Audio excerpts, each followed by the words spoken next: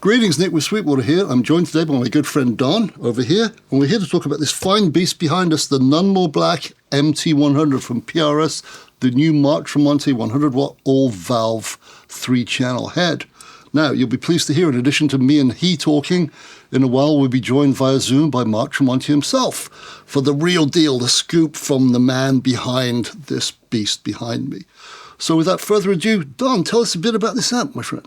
Absolutely, absolutely. Check it out. It is 3 channels, and they are 3 completely discrete channels. There are no shared controls. How cool is that? Yeah, not even a master volume, so you can just set each channel exactly the way you want it, which I love. And the EQ and the gain complement and all the settings are exactly the same. So you've got presence, master, bass, middle, treble, and gain for each channel. Yeah. How simple is that, man? Yeah, the only exception being the gain on the clean channel is marked volume.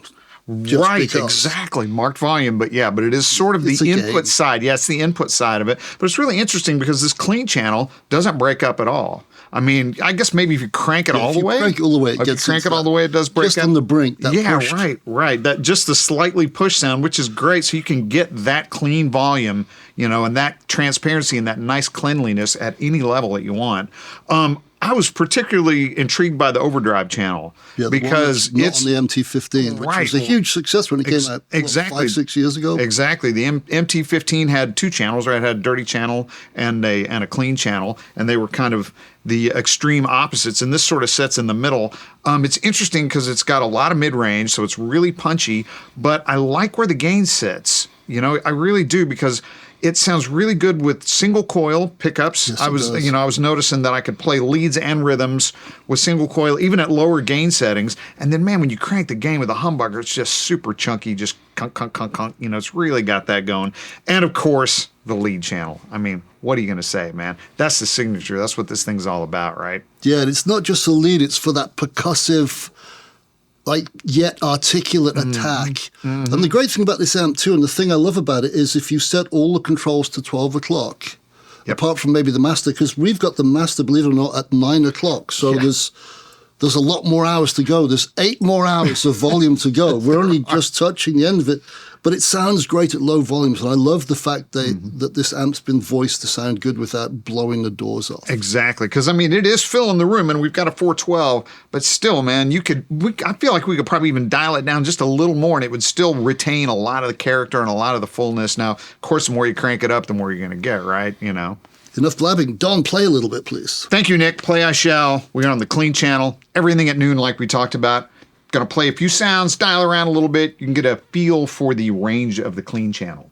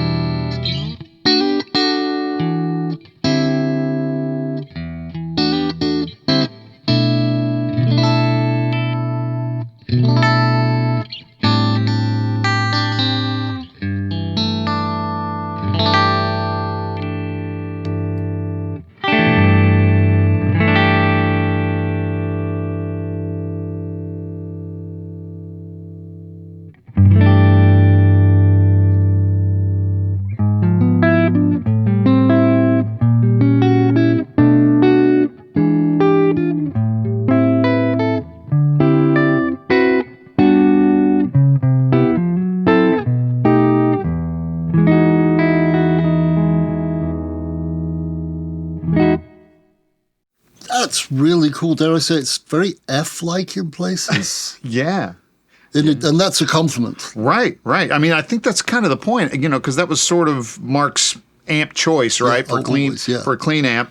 And it's got that clarity, and it's got that sparkle and the chime, but it really stays really clean. I mean, now, like you say, we can crank the volume up, probably get a little more bite out of it, a little more gain, but man, it sounds really great like this. And I love how just a couple of EQ tweaks, a couple of guitar changes, you hear how it can go from super sparkly to super warm. Yeah. And even jazzy in places. Right, exactly. That might be a first, as we discussed earlier.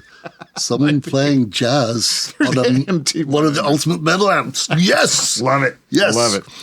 Enter Alex Skolnick. No pun intended. Now, the cool thing about this amp too is, as we discussed, we start at 12 o'clock. Mm-hmm. And if it's great there, then the sky's the limit, or the tonal palette's so huge. Mm-hmm. Yeah. Plus or minus. Right, any direction. Yeah. Little fine adjustments, as Spinal Tap would say. Yeah. But anyway, and the middle channel, like we said, bridges these two extremes beautifully. Yeah. A lot of mids. We're going to talk to Mark about that later on. I know the amp you've modeled it on begins with D, quite an expensive one. Yeah. You know what I'm talking about. Hard to get a hold of. Yeah, really. Very hard to get a hold of. Like unicorn dropping. Right. But much more expensive. But anyway, very quickly, the tube content of this bad boy, because that's important. As Don said, 3 discrete channels. Now, what's cool about this amp is it has a total of 12 tubes, which is one more than 11, which is excellent. There are a total of 8 12AX7s. Remember, a 12AX7 is a dual triode, so that's 2 gain structures per 12AX7. The first one is the input valve. The second valve is dedicated totally to clean. Then valves 3 and 4, we're talking about the 12AX7s here, are the crunch channel. Then 5 and 6 are the lead channel. Then number 7 is for the effects loop. Tube send, tube return, remember, it's 2 tubes in 1.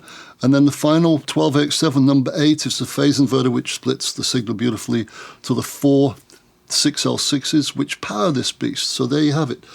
12 tubes, but they're not being shared apart from the input valve and, of course, the effects loop valve and the phase inverter and the power tubes.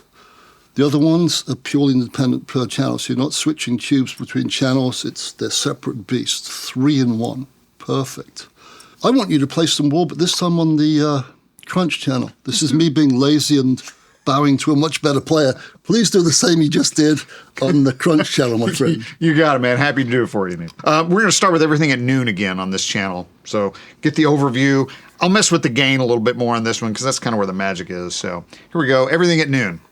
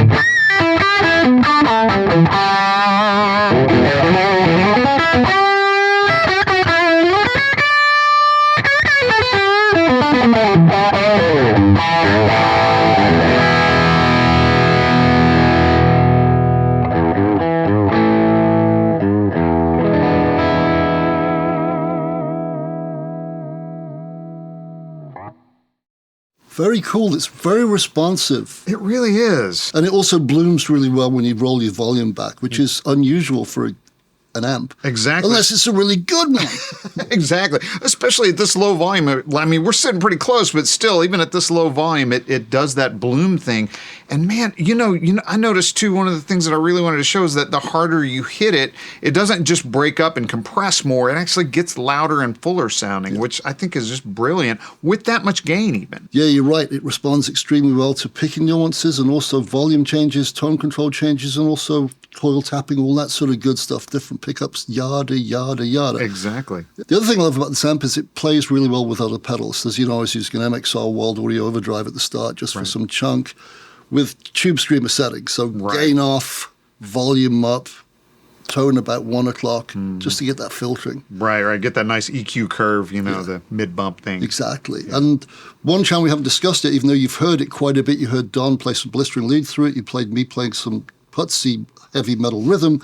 I'm about to show you this lead channel here with a detuned, actually a baritone guitar, to show you how well it behaves with those lower tunings.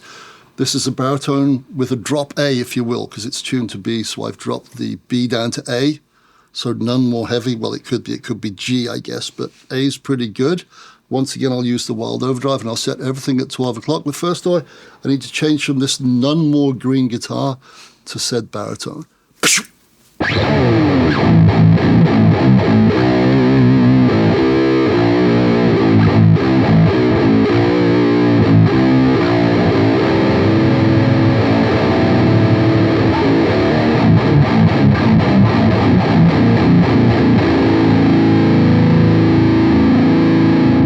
I think you get the picture. Two more things to quickly discuss, then it's Mark Tremonti time. Don, please tell us about the rear panel, because it's none more simple. It is. You've got an effects loop, you've got speaker jacks, and you've got 2 bias points, which I think is brilliant. Yeah. Super easy for a tech to work on it. I mean, I'm sure Mark, thinking about taking it on the road with him, it was like, hey, can I get back here and get my tech back here and work on this thing pretty easily if I need to. The other thing I should mention as well is the transformers in this thing are beasts. They're big hunks of metal, which is vital in an amp like this. The brutality it kicks out, it's wonderful. It's a symbiotic thing when you play this. It moves you. I've said this before. A good amp changes your DNA in a very positive way. Yeah. And this one definitely does It's that. Visceral, man. And as we know, big iron, big tone, man. It's just what it is, Visceral, that's what I was looking for. Thank you, Don. I meant to say that earlier. That I'll credit him with that. Now, last but by no means least, and no IRs, no MIDI, no nothing. Keep it simple, stupid. But it does come with a foot switch. Check this out. Very, very roadworthy. This is a solid piece of material. You could break a window with this. Not that you should, but if you wanted to break in a store, you could use this one very successfully. It comes with a detachable cord that's really long because, let's face it, you are destined to play on big stages. So no 6-foot cable for this bad boy. This is like 20 feet or so, which is wonderful. And the other cool thing is the lights. They correspond to the lights which correspond to the channels. So blue is clean, orange is crunch or overdrive, and red for danger is lead. Yes, there it is, lead, back to blue. So even on a dark stage, you don't have to look backwards to see what channel you're on. You can see it right here. Anyway, I've blabbed enough. Don's played great and also blabbed much more succinctly than I did. So without further ado, let's head to Zoomland and talk to Mr. Tremonti himself. See you there. Here we are with the man behind this fine black box behind me, Mr. Mark Tremonti. Mark, thanks for taking the time, man. How are you? Thanks for having me. Oh, our pleasure, our pleasure. So you are, Santiago, Chile right now? Santiago, Chile. On my way back home tomorrow, though. Yeah, along with Zakk Wylde and Slash, you seem to be the hardest working guitar player in rock, but I guess you enjoy it, right? I love it, I love it. I love tackling all kinds of different things while I'm still capable. There you go. What a concept. Anyway, so we're here to talk about the MT100. First and foremost, at the risk of being obsequious, my favorite word of the last year, congratulations on a wonderful feeling and sounding amp. It really does what it says on the tin, as we say in England. So this came about directly after the Lunchbox MT15, which was a huge success. What was that, 5 or 6 years ago now? It was. And yeah, it came out and got best in show at the NAMM convention. And, you know, immediately I said, why don't we try to put out a 100-watt version? Because that's what I can play on stage. I can't really use the 15-watter on stage. So it began our quest. And a 5-year quest at that. And the cool thing about this amp is, apart from the time put in, because of what you do and who you are, this has been road tested and studio tested. So this hasn't just been used on stages of the world. It's been on at least 3 records to my knowledge. So yeah, it's truly tested. The funny thing is I took it into my producer's studio to have check it out. He was recording Seven Dust at the time, and he's dialing it in. And he's like, "There's our clean tone." You know, so I think John tracked. It might have been 2 records ago, or 2 or 3 records ago, the cleans for the Seven Dust record on it. Yeah, the clean really has that nice chime, but I love it when you crank the gain, or well, I should say the volume, which is kind of the gain. It gets that just on the edge of breakup, but the desirable kind. Absolutely. You know, that's what we're looking for. Something that went from crystal clear and had this bridge to the overdriven channel. You know, and I think that broken up clean channel is that perfect introduction to that next step. You know, the tones are very different in that middle channel, but still it's a gateway in between that clean and dirty. Yeah, heavy, dirty signal. And the 3 channels really do sort of blend into each other really well. One is the logical steps to the other. There's not, even though they're totally different, there's no massive gain difference. They sort of, like the low gain, if you have the crunch channel with the gain all the way down, it's that clean breakup thing, and then it goes into AC/DC hard rock territory really quickly. Yeah, you know, live, I use that channel pretty much just at the beginning of breakup, because that's if I'm doing a fingerstyle part or strumming something that I just want it to be a little overdriven, that's what I use. So I don't use that channel for the high gain stuff unless I'm at home. I'm having fun. I do. Right. Yeah. Because I messed with this amp all weekend, and I spent a lot of time on that second channel because it covers a pretty wide range of tones. Yeah. You know, I think when people buy the amp, most people will be buying it for just the big heavy gain and the clean. But I tell people that middle channel is going to have the most mojo on it. I think that to me is the most fun. It's like you said, it's the most versatile channel. And it has that bloomy thing that I love so much. Yeah, it's kind of mid-heavy, dare I say it, but in a really good way. Like, it has a really pronounced musical mid-range. Yeah, I love when you can hold a note with not a lot of gain on it, and it just starts taking off on you in a good way. Yeah, and that was the other thing. And of course, like, the high gain channel is not going to surprise anyone because it's you, and it's the MT15 already set the standard for that. But it remains articulate and percussive, which is what I really like about that channel. Yeah, like the lead channel, it doesn't mush out. Yeah, no, I wanted it to be, everybody wants to have, an amp that fills a lot of space when you're doing the hard rock thing. But like you said, a lot of times when you get a lot of low end, it starts getting mushy. And this amp, we did our best to keep it real tight on the low end. And because I do a lot of percussive stuff on when I'm playing rhythm guitar, and that's, whenever I sound check, I'm pretty much doing that jump, jump, jump, jump. Right. Sure. Yeah, this amp does the jump, jump, jump very well. And the other thing I like about the amp, well, there's a bunch of things I like, but the fact if you put all the controls at 12 o'clock, apart from maybe the master on each channel, it's a great starting point. Like, it sounds good at that point, which to me is the mark of any great amp. If it sounds good with everything at 12 o'clock, then you go forwards or backwards from there, but it's a great starting point. Well, thank you so much. That's exactly what we went for on both the MT15 and the MT100. I wanted to dial it in to be almost dead on at that noon, and everybody tweaks it a little bit from there. But yeah, I mean, if you look at my live settings, they're hovering right around noon. Yeah, which is interesting. Like, I really like the fact it comes with a suggested settings chart on top of the amp, and like you said, they're all hovering around noon. There's nothing extreme. Mm-hmm. And the other cool thing as well is that you don't have to crank this amp. I mean, it sounds great cranked, but you can have the masters at like sort of 9 o'clock, 8 o'clock, and it still sounds big. It's not sort of thin. So even when I'm playing live, I don't have the master volume anywhere near noon. I keep it down to maybe 10 o'clock on the, on the high side. So but I'm using in-ear, so I'm not having to crank it too loud. Gotcha. But you don't need that power amp. Like you don't need to push those power tubes to make the amp sound big. It's got it anyway, which is cool. No, when I'm at home just sitting in the studio playing, I keep it. It sounds great. Like I said, about that 10, 11 o'clock on the master. And the other thing that intrigued me about this has 8 12AX7's preamp tubes, and you've done that because each channel is completely independent, and that's not just control-wise. I love the fact you've got volume or gain, bass, middle, treble, presence, and master for each channel, but there's no preamp tube sharing apart from the effects loop tubes. Yeah, they're all every channel is completely isolated, and it's like having 3 amps in one. I don't think any of the channels sound like the next. So I think it's gives you a lot of colors, and since I put the amp out, I've had people say, I wish it had MIDI this, I wish it had amp simulation this, or a reverb tank, or all these things. And it's like, this is what I like to use. This, to me, it's as versatile as I would ever need an amp to be. I've got 3 channels. I've got an effects loop. They're all independent. The sky's the limit for me. I don't like to throw a bunch of digital effects at it and use MIDI and use attenuators or anything like that. It's just an old school laid out amp. Yeah, it's a keep it simple, stupid amp, dare I say. And I personally, I'm old school, so I like the fact that the rear panel's relatively simple. You've got your power input, you've got your speaker outputs, you've got your effects loop, which is tube driven, which is great.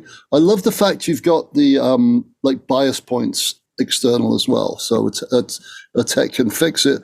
But like you said, there's no built-in IRs, there's no built-in digital whatever, there's no MIDI. It's just plug in, play, and rock. You shouldn't need MIDI with this amp. It sounds good the way it is. You can put all the effects you want in front of it. You got the loop for the the delays and the reverbs, but to me, it does everything I needed to do. Yeah, and also might seem a silly point, but I love the fact that the foot switch, the colors, not only is it sturdy and it has a long cable. Thank you for that. I hate amps that have a short cable, especially when it's a dedicated cable. But the fact that the lights correspond, like blue, orange, red for clean overdrive lead, that's really cool. So you can look down and go, yeah, I don't have to look backwards. I know what channel I'm on. What a concept. Exactly. Yeah. Because, like I said in my demo of the amp, we all hit the wrong buttons sometimes. We don't know it till it's too late. Oh, I do it a lot. So any colors, any color help will help me massively. I have one more question that's sort of amp related, but not like, I know you really like to use delay in the effects loop. Mm-hmm. Do you have multiple settings of delay, or are you like Eddie Van Halen and you just have one setting you like and you use it for everything? I have one setting I like. I've got a song called Giving Up that I did on my first Tremonti record. And I just think of the riff of that song, which is pretty much da-dun, da-ga-da-gun, da-ga-da-ga-da-dun. So I tap that every time. That's my delay setting every single time. Yeah, I love that. Everyone says, what's Eddie's delay setting? It's like listen to On Fire and listen to that echo delay, and that's it. How many repeats do you use, by the way? I use a G-Lab delay where you can hear it once strongly, and the second time it's almost gone. You don't really hear it a third time. Perfect. I was hoping you'd say that. Cool. Yeah, because everyone makes a big deal about you've got to have this and that and like change it for every part of every song. It's like, no, you don't. I just like the amp. I like it to be atmospheric. As soon as you take that delay off, to me, it's sterile, and I don't like it at all. So it's gotcha. And that's the terrible thing about having to do amp demos is you have to leave the effects off. So when I'm doing the demos, it's not really how I would use the amp. I want to have the delay going. Right. No, that makes perfect sense. So, but for the demos, I left it off. Well, I just want to say, Mark, thank you for taking the time. Thank you for making another great amp and making it affordable. And it's none more black apart from the little bit of red and white on the front. So it ticks all my boxes. So hopefully our paths will cross again in person soon, my friend. But thank you for taking the time. Absolutely. Thank you. And there you have it, my friends. Mr. Tremonti talking very eloquently about a very eloquent yet brutal amp when it needs to be. Anyway, Don, do us a favor, my friend. Play us out, please. Love to, man. Love to. Killer amp. Sounds great. Let's hear the lead channel.